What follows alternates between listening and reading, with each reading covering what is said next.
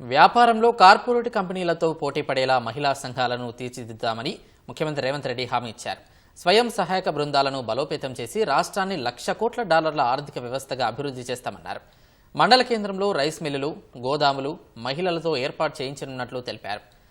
BRS నేతలు మనుషులు చనిపోతే పైశాచిక ఆనందం పొందుతున్నారని తీవ్రస్థాయిలో విమర్శలు చేశారు.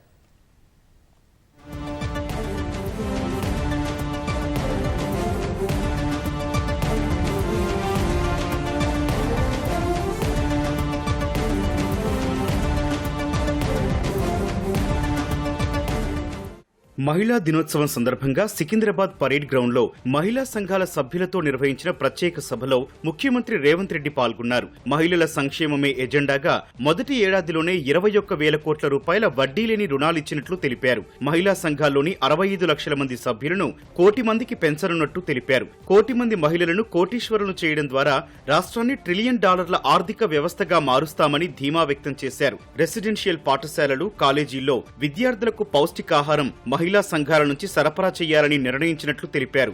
అదానీ, అంబానీలు నిర్వహించే సౌర విద్యుత్ ప్లాంట్లను మహిళా సంఘాల వద్దకు చేర్చామని, కేసీఆర్ బంధువులు, పెట్టుబడిదారులకే పరిమితమైన ఆర్టీసీ బస్సుల లీజులను మహిళలకు అప్పగించినట్లు తెలిపారు. రానున్న రోజుల్లో మహిళా సంఘాల ఉత్పత్తులకు పన్నుల మినహాయింపుతో పాటు ముడిసరుకు కొనుగోలుకు అవసరమైన రుణాలిప్పిస్తామని సీఎం హామీ ఇచ్చారు. రాబోయే రోజుల్లో ప్రతి మండలంలో మా మహిళా సంఘాలకు రైస్ మిల్లులు పెట్టించే బాధ్యత మా ప్రభుత్వం తీసుకుంటది.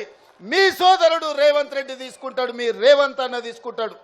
రైస్ మిల్లులే కాదు, గోడౌన్లు కూడా కట్టించి ఐకేపీ కేంద్రాలలో మీరు కొనుగోలు చేసిన వడ్లను మీ గోడౌన్లలో నిల్వ ఉంచి ఆ వడ్లనే మీరు మిల్లింగ్ చేసి బియ్యం రాష్ట్ర ప్రభుత్వానికి ఫుడ్ కార్పొరేషన్ ఆఫ్ ఇండియాకి సరఫరా చేసే విధంగా చర్యలు తీసుకోవాలని ఉత్తమ్ కుమార్ రెడ్డి గారితో మాట్లాడిన.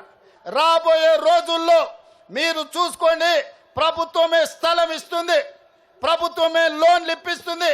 మీరే గోడౌన్లు కట్టండి, మీరే రైస్ మిల్లులు పెట్టండి, మీకు అండగా నిలబడతాం, మిమ్మల్ని వ్యాపారస్తులుగా నిలబెడతాం. మీ కాళ్ళ మీద మీరు నిలబడండి, ఆర్థికంగా నిలదొక్కోండి. ఈ రాష్ట్రాన్ని $1 ట్రిలియన్ ఎకానమీగా మా ఆడబిడ్డల్ని మార్చండి అని చెప్పి నేను ఈ సందర్భంగా అడుగుతున్నా. చంద్రగ్రహణం పోయింది, మన జీవితాలలో వెలుగులు వచ్చినాయి. ఇందిరా మహిళా శక్తి అంటే ప్రపంచానికే ఆదర్శంగా నిలబడే ప్రయత్నం చేద్దాం.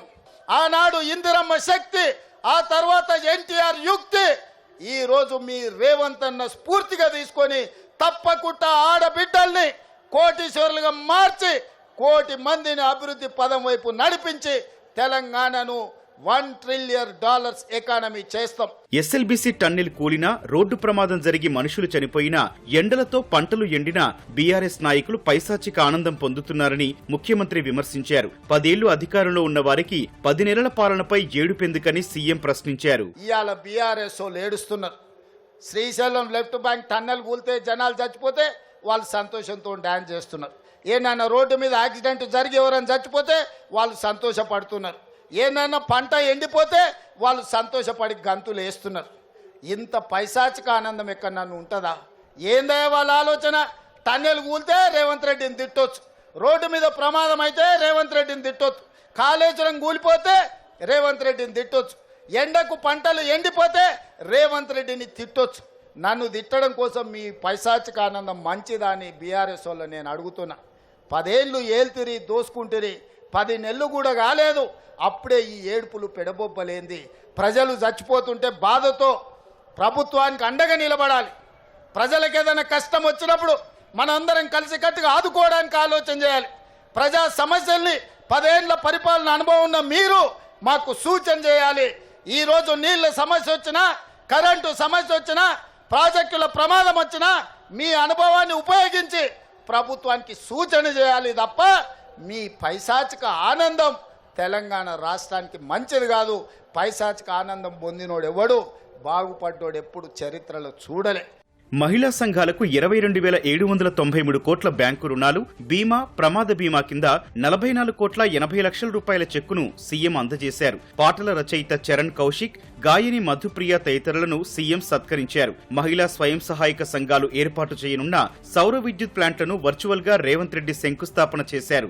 ఇందిరా మహిళా శక్తి మిషన్ 2025 పాలసీని ఆవిష్కరించారు. ఇందిరా మహిళా శక్తి సభ వద్ద మహిళా సంఘాల ఆధ్వర్యంలో ఏర్పాటు చేసిన స్టాళ్లను పరిశీలించి వివరాలు తెలుసుకున్నారు.